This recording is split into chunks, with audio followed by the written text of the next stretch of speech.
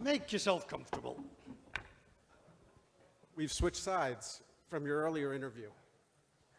I'd just like to keep you on your toes. JSSI, what does it stand for? Jet Support Services Incorporated. We've been in business since 1989. Jet? Support Right. Services, Inc. So what do you do? We are in the business of simplifying the complexities around aircraft maintenance. So we support about 10% of the global fleet with maintenance programs. We charge by the flight hour. We give our customer an hourly rate, and when it's time for them to have a maintenance event, scheduled or unscheduled, we cover it. So that's sort of like you say you charge by the hour, the flight hour. Correct. How do you know how many flight hours you're going to do at the beginning of the year? So I will come along to you and say, something, I 4,000 hours or 200 hours or whatever. So as part of our underwriting process, when we enroll a customer, we say, what do you think your utilization is going to be? It's never precise, but we can work with what they give us. There's a minimum fee, so we say, look, if you're flying a large cabin aircraft, you have to fly a minimum of 250 or 300 hours, and if you end up flying 800 hours, we'll take a hard look at it. Maybe we'll re-rate it. It could go up or down, but one of the things that we do is we do what's right. How have you seen the post-pandemic industry move? It's been fascinating watching how the industry has evolved over the last few years. There's only 25,000 private jets in the world. There were 100,000 new entrants to business aviation during the pandemic.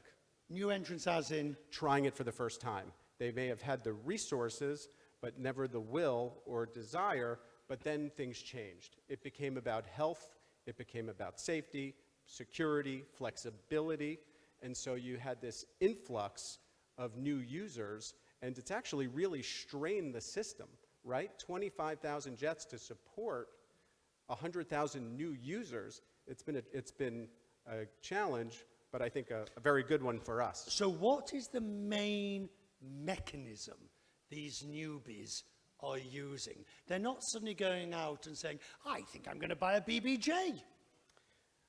I think you'd be surprised.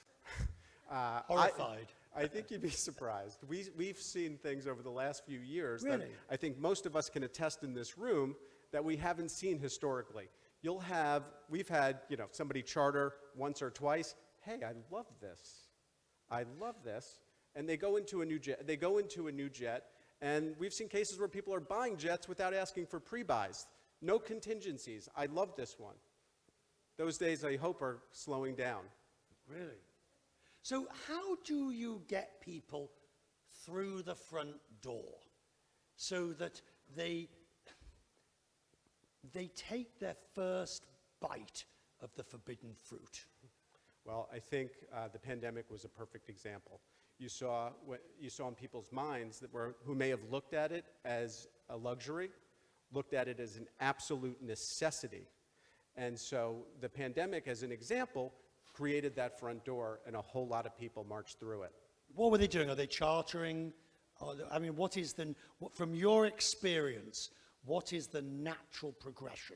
I think the natural progression is you charter, you buy a jet card, you go to a fractional, you buy an airplane.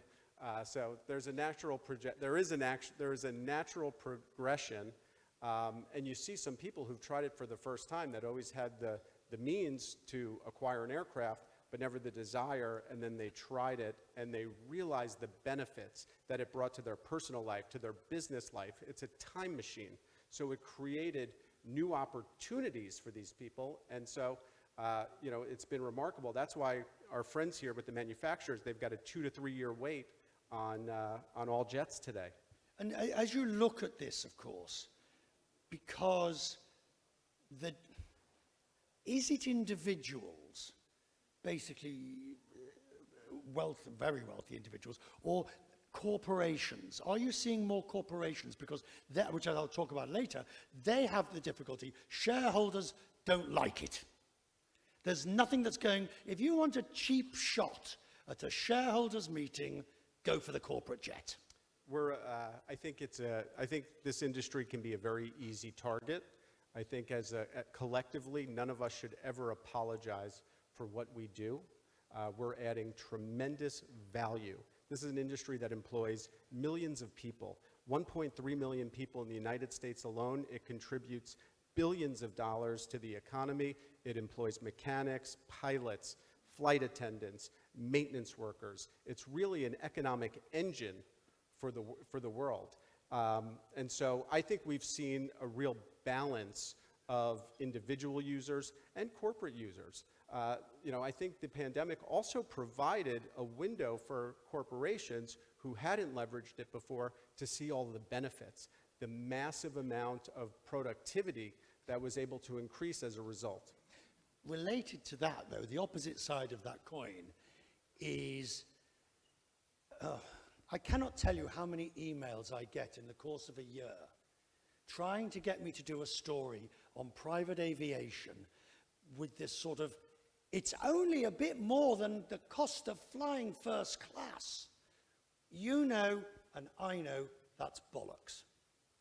Well, I will say that the most overused term in business outside of disruption, I think, is democratization. And we've heard a lot about the democratization of private aviation. I don't think today you can point to a single operator that has really solved that mystery and figured out how to make the economics work. I know there's a lot of people looking at it, trying to do it. I mean, for instance, we were talking yesterday about, there's one in New York, Blade, that is shuttling people quite nicely, and not overly expensive, between the airports and the West Side heliport. But now, of course, is moving into de facto charters down to Miami. That's what I was going to say. It's different because it is, it's still scheduled charter. When you have scheduled routes, it's a different animal. That you can make work. You've seen companies like JSSI on the West Coast that have had some success. They're providing it at reasonable prices.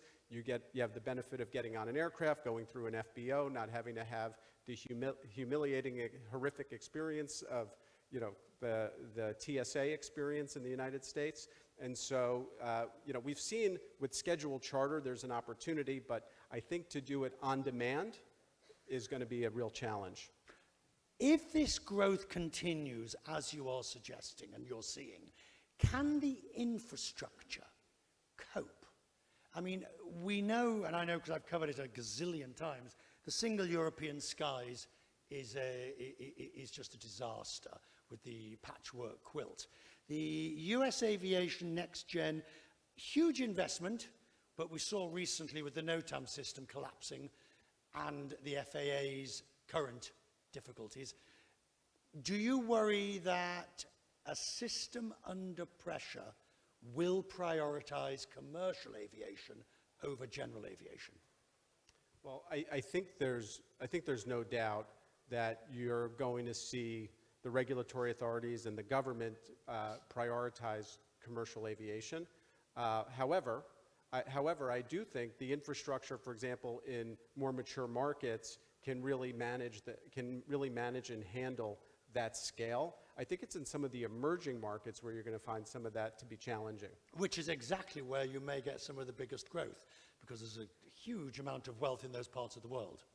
That's right. And there's certain markets where we've been expecting to see it for a long time. China, for example. We've heard that China is going to be the second, third largest market in the world. It just hasn't developed. So for somebody like JSSI, how difficult is it for you to extend your tentacles into places like China or to the more remote or more emerging markets? I mean, do you want to, first of all?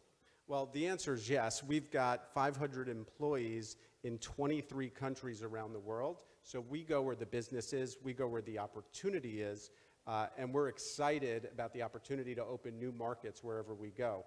And so, we've got employees here at this conference that are based in Asia, the Middle East, North America, and Europe. But do you find, as many US companies or large US companies find, eventually the tail wags the dog, in the sense of the bit that started early, as the smallest bit, becomes the largest bit, and many US corporations are now finding that they are parochial because they haven't put the conceptual emphasis abroad.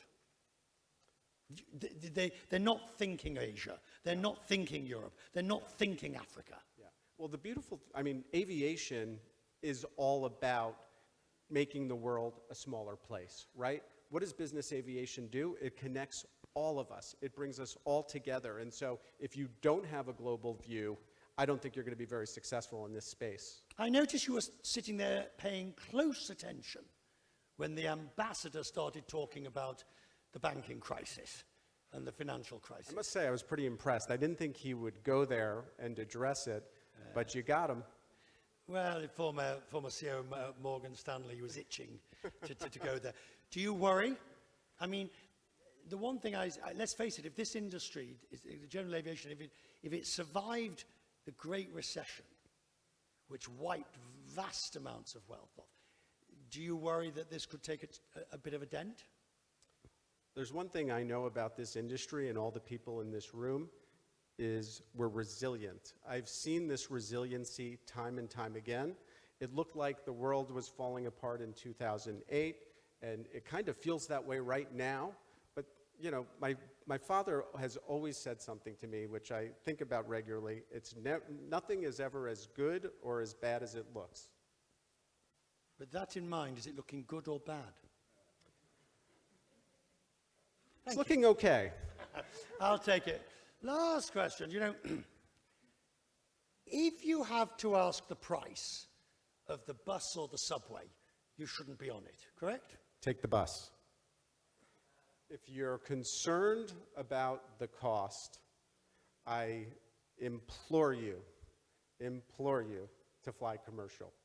I do think that the operating cost of an aircraft is high, and there's efforts to bring those costs down. It's a huge focus of ours, right? We got into the parts business as a way to reduce the overall cost of maintenance by buying parts early, buying parts in advance.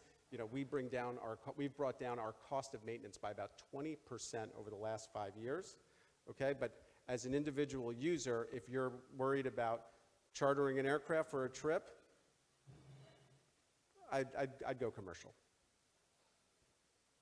So, final question. Which plane should I buy? Ooh, they're all so wonderful. We saw so many examples of an aircraft that would be we work with all the manufacturers. You're a true diplomat. We love them all. You're probably more of a diplomat than the ambassador. Ladies and gentlemen, our guests. Thank you.